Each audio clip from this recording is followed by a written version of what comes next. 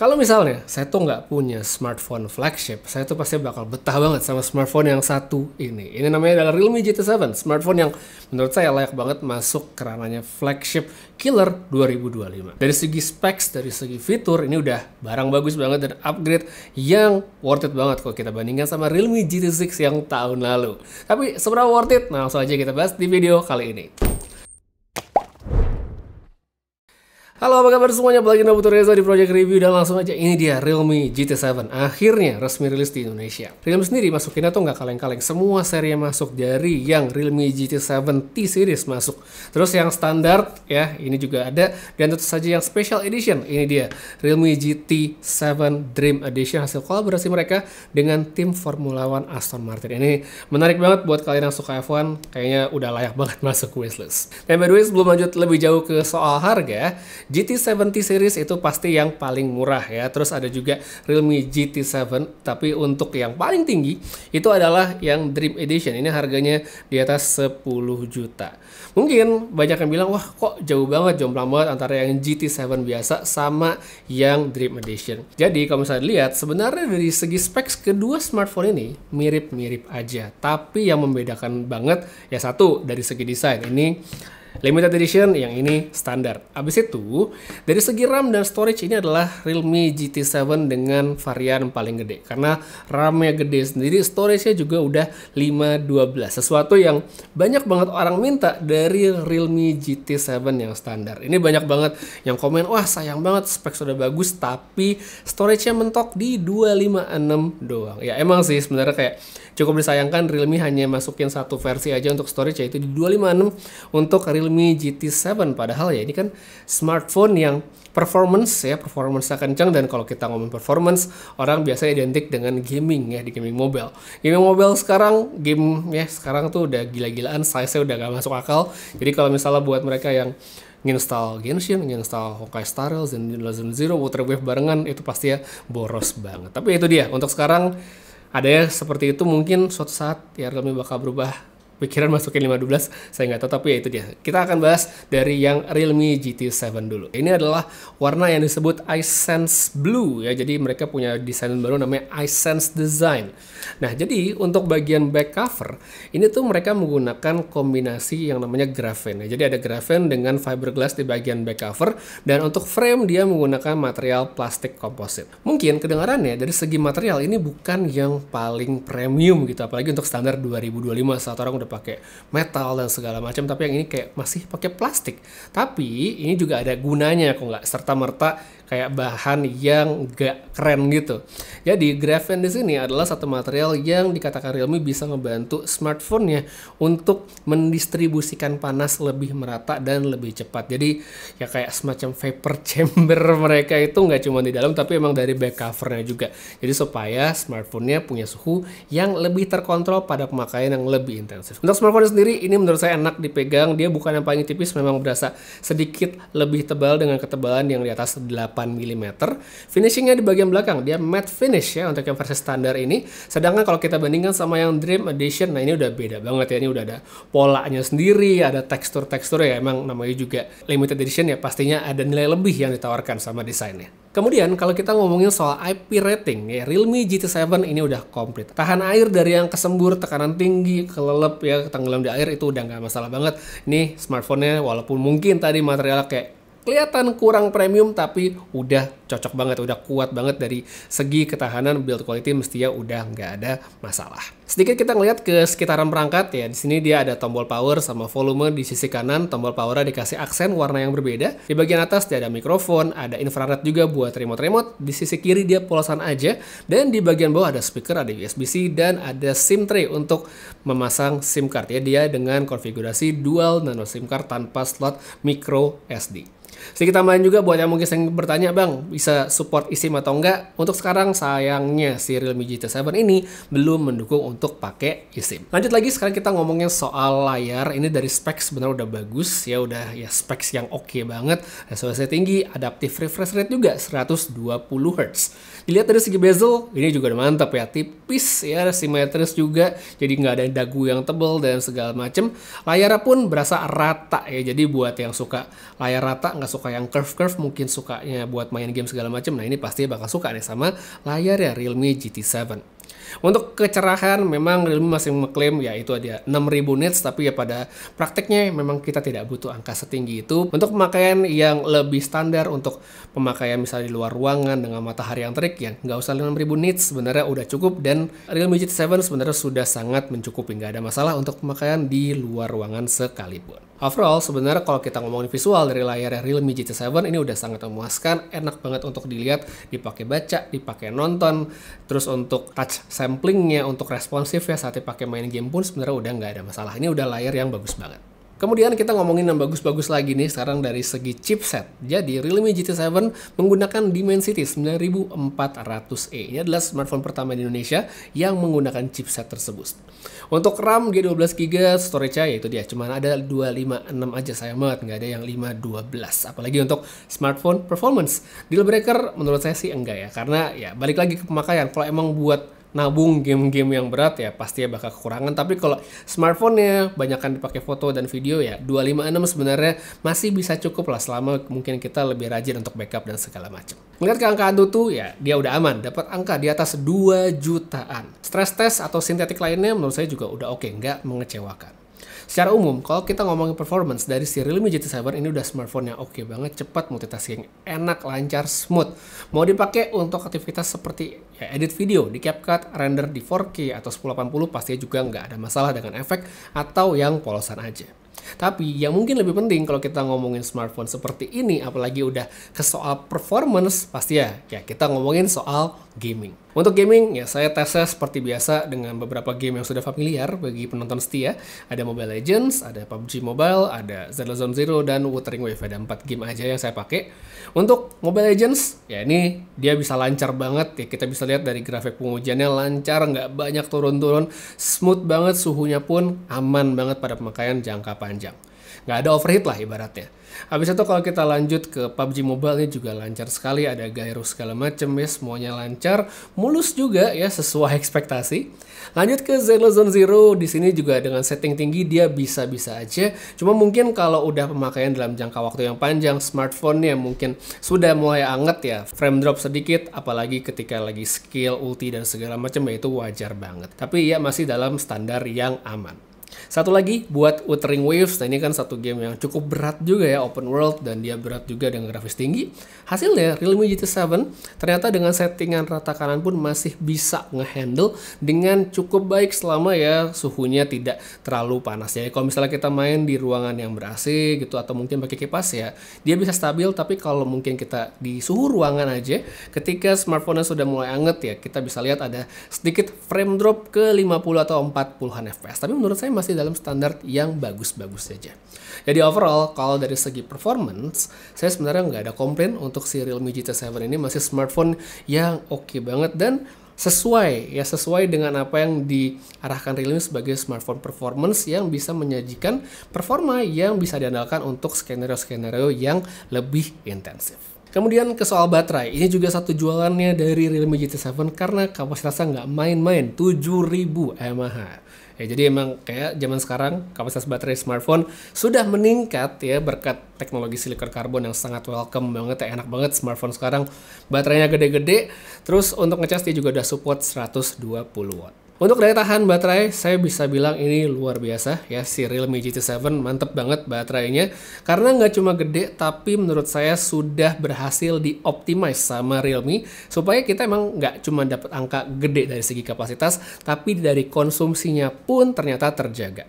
Contoh, seperti saya cobain untuk main Mobile Legends setting rata kanan, sejam itu hanya butuh 14% aja. Itu pun suhu perangkat nggak ada peningkatan. Saya pakai TikTok 1 jam, scrolling itu sekitar 5-6% 1 jam. Netflix full brightness itu juga irit banget, hanya sekitar 6-7% dalam 1 jam. Terus untuk YouTube di 4K HDR itu bertahan sekitar 10% dalam pemakaian selama 1 jam. Jadi menurut saya untuk dari segi optimasi baterai ini sudah bagus sekali si Realme GT7. Jadi nggak cuma kapasitasnya gede, tapi dari segi optimasinya pun udah mantep banget. Next, untuk ngecasnya yang 120 watt, nah ini ya dengan kapasitas yang gede, tadinya saya kira bakal lebih lama, tapi ternyata hanya butuh sekitar 40 menit aja dari 1% ke full charge. Jadi ini nggak cuma baterainya gede, ngecasnya pun cepet banget. Kemudian saya pengen ngebahas juga nih dari segi softwarenya. Ini satu poin yang bagus sekali dari Realme, tapi kayak apa ya, underrated dan nggak banyak dibahas sama orang. Jadi buat yang mungkin belum tahu, Realme UI yang ada di smartphone Realme pada dasarnya adalah ColorOS ya, karena kan memang Realme dan Oppo itu kayak bersaudara sebenarnya ya. Jadi softwarenya sama dengan nama yang berbeda ya, Realme UI dengan ColorOS. Tapi kalau kita lihat dari segi UI-nya, dari segi tampilan, dari fitur itu banyak sekali kemiripan. Salah satu kemiripan yang sebenarnya signifikan tapi entah kenapa sama Realme nggak banyak dibahas adalah kemampuan smartphone mereka untuk terhubung ke iPhone ya. Di Oppo mereka sangat gembar-gembor dengan O+ Connect-nya, Realme tidak seperti itu. Jadi padahal kalau kita lihat, contoh saya pengen nge-share foto, nge-share foto ke iPhone, kalau saya pencet share ya di galeri, saya pencet share, itu langsung muncul ya, iPhone or PC itu udah ada. Jadi kalau misalnya di iPhone-nya sudah terinstall O+ Connect ya, kita dengan satu klik udah bisa connect dan ngirim foto. Sama seperti yang bisa kita lakukan di smartphone Oppo. Nggak cuma itu, saya cobain ya di sini untuk konektivitas yang multi screen connect, ternyata tetap bisa nyambung juga ke MacBook ya, ke Mac dengan O+ Connect itu bisa untuk transfer foto secara seamless. Emang untuk fungsi remote control seperti yang bisa saya lakukan di smartphone Oppo Premium itu belum bisa, tapi ya itu dia. Ini satu poin yang tidak banyak dibahas oleh Realme ya. Jadi menarik sekali ada fitur koneksi iPhone seperti ini tapi tidak dibahas sama Realme.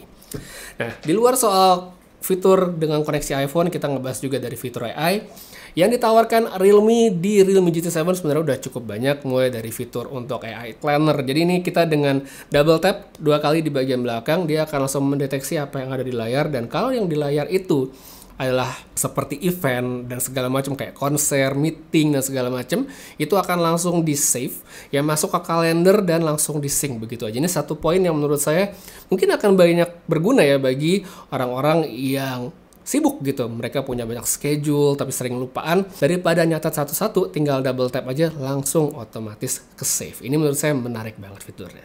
Yang bagus-bagus udah, tapi ada juga satu fitur AI yang sebenarnya mungkin bisa lebih baik kalau di kedepannya diberesin atau mungkin diupdate sama Realme. Jadi di Realme GT7 series ini Realme memperkenalkan yang namanya AI Gaming Coach ya. Pas saya denger AI Gaming Coach, ekspektasi saya tuh udah agak tinggi. Wow, keren juga nih smartphone ada AI untuk coaching atau ngelatih orang, dan khususnya di sini untuk game Mobile Legends. Jadi Realme itu bekerja sama dengan Just No Limit dan RRQ ya, ada 3 di sini untuk presetnya, dan ada voice pack yang bisa di-download. Nantinya voice pack yang udah dipilih itu akan seperti mengomentari kita saat bermain. Nah, karena namanya AI Gaming Coach, awal ya saya kira, wah ini entah si Jazz atau segala macem ya, dengan tuningan AI segala macem akan ngebantu. Misal kita pakai hero apa gitu ya, lagi pakai hero apa, bakal dikasih tahu beli item ini segala macem. Mungkin beli item ini, mungkin kita pindah ke lane ini, main ke jungle segala macam, itu mungkin agak kejauhan. Tapi saya harapnya namanya coach, pinginnya kayak gitu. Tapi ternyata pas saya cobain si AI Gaming Coach ini lebih seperti apa ya, pingin kayak jadi support system sebenarnya. Jadi lebih kayak ngasih komentar, tetap semangat ya, atau mungkin hati-hati ada musuh segala macam. Jadi kalau dibilang itu coach kurang cocok menurut saya. Mungkin AI supporter lebih cocok ya. Keren. Tetap waspada ya. Tetap waspada ya. Hati aja, guys. 괜찮아. Jungle can move quickly. Helicopter with teammates help. Tapi mungkin ya kedepannya Realme pengen nambahin fitur tersebut jadi lebih keren ya. Mungkin bisa dengan ngasih tahu beli item apa segala macam, itu bakal bisa lebih keren lagi. Jadi ya untuk langkah awal bagus, tapi mungkin bisa ditingkatkan lagi ya Realme ke depannya. Bagian terakhir seperti biasa kita masuk ke kamera ya. Setup di bagian belakang triple kamera, ada lensa utama, ada lensa ultrawide dan telefoto. Telefotonya emang bukan yang jauh-jauh banget, cuman 2x aja, tapi ya tetap lebih baik ada daripada nggak sama sekali. Untuk mode-mode yang disediakan di kamera sebenarnya udah cukup lengkap, termasuk di sini ada mode underwater juga untuk mendukung fitur IP rating yang udah komplit tadi. Jadi kalau pengen ambil foto atau video dalam air sambil berenang nggak masalah. Nah, untuk perekaman video, si Realme GT7 ini sudah mendukung resolusi 8K 30 fps di kamera belakang. Terus untuk 4K-nya bisa up to 120 fps, dan kamera depan sekarang sudah bisa sampai 4K 60 juga, 4K 60 fps. Jadi untuk perekaman video, Realme GT7 ini komplit banget, mantap banget. Jadi good job banget untuk di bagian videonya. Nah, untuk hasil foto di lensa utama, Realme GT7 menurut saya punya performa yang tidak mengecewakan. Dia punya detail yang bagus, warnanya juga oke ya. Pokoknya untuk foto-foto sehari-hari sebenarnya ini udah sangat-sangat mencukupi. Dynamic range juga menurut saya udah mencukupi banget. Jadi ya kalau dibilang ada yang di komen atau enggak, untuk lensa utama menurut saya udah oke banget ya untuk sebuah smartphone yang label yang flagship killer. Lanjut ke lensa ultrawide, mungkin saya bilang ini tidak spesial ya, cukup untuk mengambil gambar yang lebih lebar, tapi dari segi tone warna dan segala macam itu masih cukup jomplang kalau kita bandingkan dengan lensa utamanya. Hal yang sama juga saya rasain di lensa telefotonya. Ini nggak jelek sama sekali, udah cukup banget misalnya pengen ngambil zoom yang lebih jauh, tapi emang nggak jauh-jauh banget, kayak misalnya kita pengen nge-zoom objek, makanan, mode portrait, sebenarnya udah mencukupi. Terus untuk kondisi low light, lensa utama hasilnya masih cakep, nggak ada komplain. Untuk lensa utama menurut saya hasilnya pada menurut pemakaian hasilnya sangat memuaskan. Lensa ultrawide, iya kalau untuk low light kalau nggak terpaksa banget nggak usah dipakai. Telefoto hasilnya lumayan, tapi balik lagi ya, kalau misalnya dia dideteksi gelap sedikit aja, itu dia akan langsung menggunakan digital dari lensa utamanya. Next, untuk bagian video dengan variasi yang sangat banyak, ini menurut saya satu poin yang sangat welcome, baik sekali, karena jadi banyak sekali fleksibilitas bagi yang pengen ngambil gambar. Dari segi stabilisasi nggak ada masalah, mau kita pakai 4K 30, 4K 60 ya atau 8K, itu semuanya bisa stabil. Mungkin ada efek jitter-jitter dari AES, itu wajar banget. Kalau untuk 4K 120 ya tidak ada stabilisasi, tapi hal yang wajar. Untuk sampel dari videonya langsung aja cek dari beberapa contohnya berikut ini. Oke, jadi ini sampel kamera belakang pakai Realme GT7 di 4K 30 fps, dan kalau di perekaman 4K 30 ini kita tidak bisa menggunakan lensa ultra wide ya, jadi untuk pindah lensanya hanya ke 2x saja. Misalnya kita pengen ngambil yang lebih dekat, itu 2x, atau ada juga pilihan 5x seperti ini. Memang paling tajam tetap di 2x sih, tapi ya kalau pengen lebih jauh sedikit ya kita bisa pindah ke 2x. Oke, sekarang ke 1x lagi. Kalau ada subjek orang seperti ini, kontrasnya, ini baju saya hitam jadi bisa dilihat kontrasnya kayak gimana, dynamic range-nya sebelah sana seperti apa, audio bisa denger suaranya oke atau enggak, silahkan dinilai sendiri. Kalau saya pindah sebelah sini juga autofocusnya. Nah, itu dia kurang lebih untuk si Realme GT7 di kondisi siang, kamera belakang. Sekarang kita pindah kamera depan, habis itu ke low light juga. Ada yang ini untuk kamera depan dalam kondisi terang di outdoor, tempat yang tadi juga resolusinya di 4K 30 fps untuk menghadap matahari. Ya, hasil seperti ini. Kalau saya ketembak matahari, kalau saya ngumpet sedikit, nah hasilnya seperti ini. Dan di Realme GT7 ini dia ada opsi di 0,8 nih yang paling lebar ya, 0,8 mungkin kita ingin dapat yang lebih lebar, atau ada juga opsi 1x seperti ini. Nah, ini lebih padat, mungkin kita pengen lebih fokus pas lagi ngomong ya segala macam, ini bisa dipakai yang satu. Tapi kalau pengen lebih lebar, kita bisa pakai yang 0,8 seperti ini. Dari segi stabilisasi nggak ada masalah, jadi kalau misalnya mau dipakai vlog harusnya sih udah oke. Oke, sekarang kita pindah ke kondisi low light ya. Nah, sekarang ini dia di kondisi low light 4K 30 fps pakai Realme GT7. Di situ ada satu lampu gede yang lumayan terang, jadi skin tone warna bisa langsung lihat seperti sekarang. Kalau soal detail pasti ada penurunan ya dibandingkan kondisi terang yang tadi ya. Kalau kita compare sekarang sambil jalan ya, stabilisasi fokusnya, nah ini sedikit lebih gelap dibanding yang tadi. Saya jalan sekarang sini lebih gelap, dan by the way tidak ada opsi untuk pindah ke lensa ultrawide kalau di 4K 30 fps. Nah, kalau misalnya kita pakai tele 2, hasilnya kayak gini ya. Kalau kita pakai 5, hasilnya kayak gini. Jadi mendingan pakai 1x saja gitu, 1x jelas lebih recommended di kondisi seperti ini. Sekarang kita pindah ke kamera depan dari Realme GT7 di 4K 30 ya, masih seperti sekarang, dan ini framingnya yang 0,8, jadi memang dia sedikit lebih lebar. Kalau pengen lebih padat kita bisa pindah ke 1 seperti sekarang. Lagi-lagi di sini ada satu lampu di depan saya, jadi kalau terang hasilnya sih oke ya, seperti yang bisa lihat sekarang. Kalau dibawa jalan Nah, ini lampunya ketutupan, tapi kalau saya maju ke sini kena lampu. Nah, hasilnya seperti ini. Oke, jadi gimana menurut kalian? Oke atau enggak, silahkan dikomentarin aja dari Realme GT7. Nah, sekarang langsung aja kita ke kesimpulan apakah smartphone ini worth it untuk dibeli. Jadi, kalau ditanya apakah Realme GT7 worth it untuk dibeli? Kalau dari segi performa, dari segi specs dan fitur, sebenarnya Realme GT7 ini udah layak banget emang masuk ke ranahnya flagship killer. Apalagi buat mereka yang mempertimbangkan atau mengedepankan dari segi performa untuk gaming. Wah, ini udah enak banget karena lancar, smooth gitu untuk game-game yang intensif, demanding, dia udah bisa ngehandle. Dan suhu perangkatnya pun menurut saya dalam batas yang terkontrol, jadi nggak ada yang namanya overheat, udah nggak masalah. Layar bagus, terus untuk baterai juga gede banget, 7000, ngecasnya juga cepet. Dan nggak cuma gede doang dari segi kapasitas, tapi Realme sudah mengoptimize, jadi emang kita dapetin yang maksimal untuk daya tahan pemakaiannya sehari-hari. Palingan poin pertimbangan dari Realme GT7 itu pertama kamera, lensa utamanya bagus ya, perekam video juga komplit, tapi untuk lensa ultrawide dan telefotonya belum setara dengan lensa utama. Habis itu ya udah, ini satu poin juga yang udah diomongin dari kapan tahu sama banyak orang, storage ya. Jadi Realme GT7 hanya menyediakan 256 GB aja ya. Mungkin bagi sebagian orang sudah cukup, tapi buat mereka yang suka nabung game-game dengan ukuran berpuluh-puluh, berat 100 GB tentunya bakal berasa sempit ya. Solusinya untuk saat ini ya cuman Realme GT7 Dream Edition yang limited cuma 200 unit, jadi ya tidak bisa bilang solusi juga. Kalau udah habis ya udah gone gitu, nggak bisa dibeli.